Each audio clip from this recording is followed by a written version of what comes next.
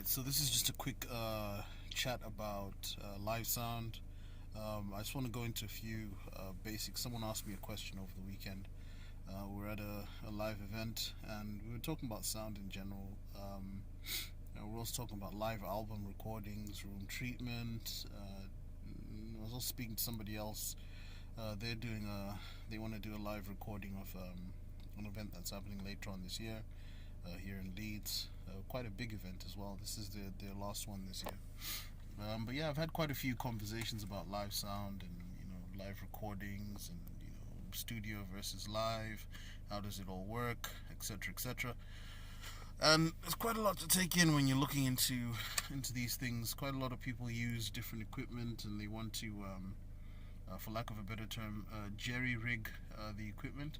So you get one piece of equipment and then you get something else that you got from somewhere else that's supposedly meant to do all this cool fancy stuff, and then you want to connect it into this in this particular way because you heard somebody else say this, and you say, oh, it should work, until you begin to put it together, and then you begin to realize, oh right, okay, I'm gonna need something to do this. And then you get that thing and you put it together and you go a few steps down the line, you realize, okay, I'm going to need something else to do this to that because I'm having this problem.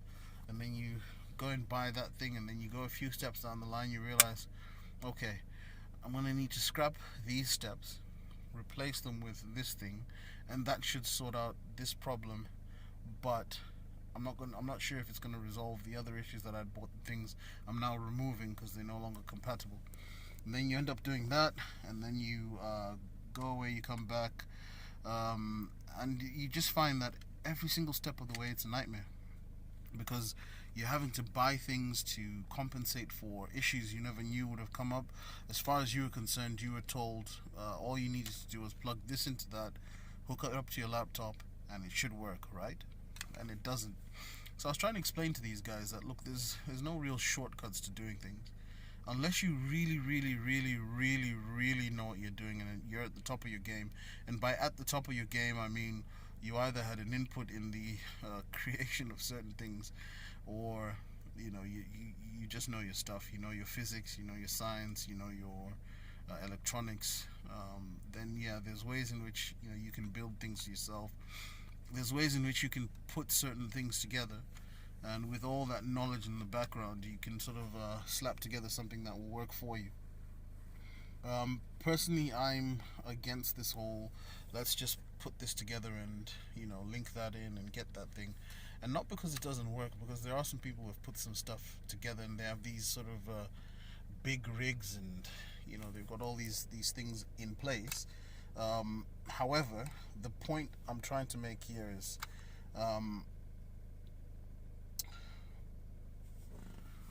you look at all these big sophisticated rigs that some people have, and what they don't tell you is the reason why they have so many components in their setup is because they went through that process of, I just need to connect this to this, that to that. Sorry, you're going to hear the air conditioning, it's kind of hot at the moment.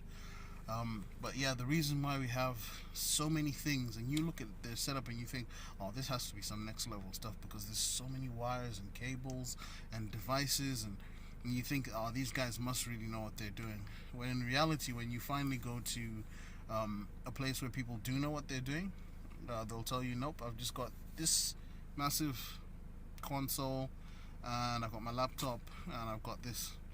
It cost a fair bit to put together, but it's that, and that. I'm messing up my hair now.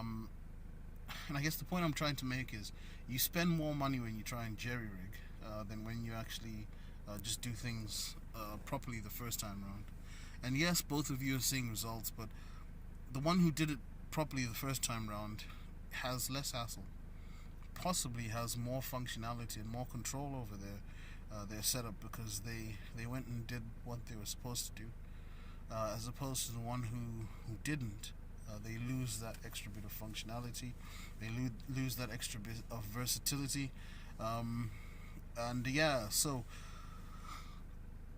for those of you who are asking the question, well, how do I go about setting up my rig? How do I go about purchasing things? I want to set this up, I want to set that up. How do I go about doing it?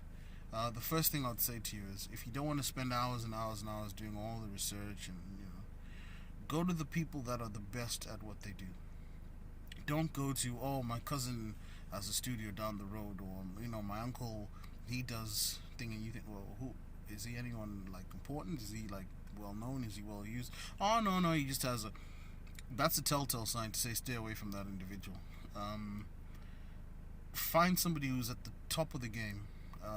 So, for example, I went to, when I first wanted to learn how to do sound, I went to a church called Bridge Street, which is now called Bridge Community.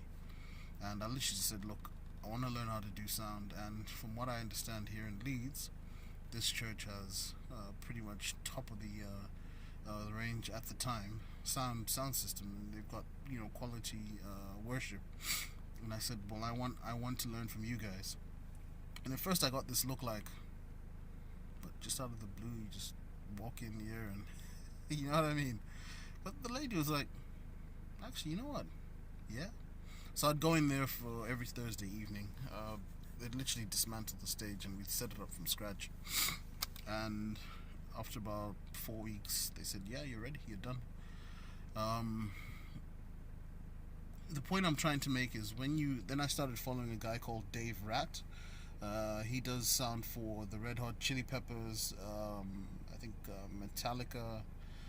These aren't really groups I listen to myself, but this guy knows his stuff, and it's some next level. I mean, these guys do concerts where several 100,000 people attend, and they're like outdoor concerts, so they have these massive stages built, and truckloads, HGV truckloads worth of gear coming in. And they don't take that stuff, they take certain things with them when they go on tour, the things that they can carry and put in the flights, the things like the speakers, the stages, they all get hired in the country where they're going, and they only go to places where they have certain companies who can provide them with the stuff that they need. But Dave Raddy is, oh man, this guy, I've seen this guy, what he'll do is he'll say, all right, for this particular musician, they like this out of their guitar, so they play guitar and they sing, so what I'm going to do is I'm going to buy these 3 monitors brand new, use this case, take the cone out, that's rubbish, put that cone in there, reshape the thing, take the bass cab out of this one, bass cone out of this one, stick it in there, and I'm going to add a little bit of this, I'm going to tweak some of that, do all the way. He does all, and he creates a whole new wedge monitor on the stage, specifically just for that specific individual, because he knows what that individual likes. But he also knows that there's nothing out there on the market that will give them what they need. So as you know, if you're the guitarist for Red Hot Chili Peppers and you finally get to a gig where a sound man comes up to you and asks you during the rehearsals and stuff what you want, and he realizes what this person wants, there's nothing out there that can do it. Final rehearsal, he brings a new monitor, sticks it in front of you and says, right, this is something that's new, let me know what you think after the performance.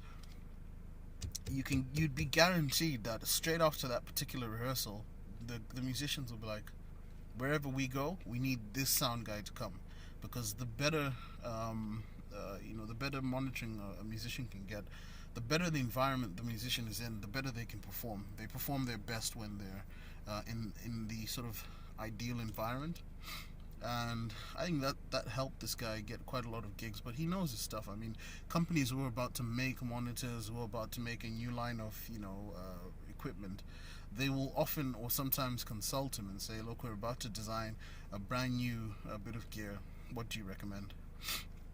And for his time, they'd pay him. They'll pay him for his time, they'll pay him for his ideas. So yeah, he's actually a big guy. But the point I'm trying to make is, I'm not saying I'm the best sound engineer out there, neither am I saying I'm the best when it comes to recordings. But the reason why I was able to go from nobody who knows who this guy is to everyone saying, if you want this done, go to this guy, if you want this, go to this guy, was because of things like that. Anyway, I gotta go, but I'll catch you in a bit.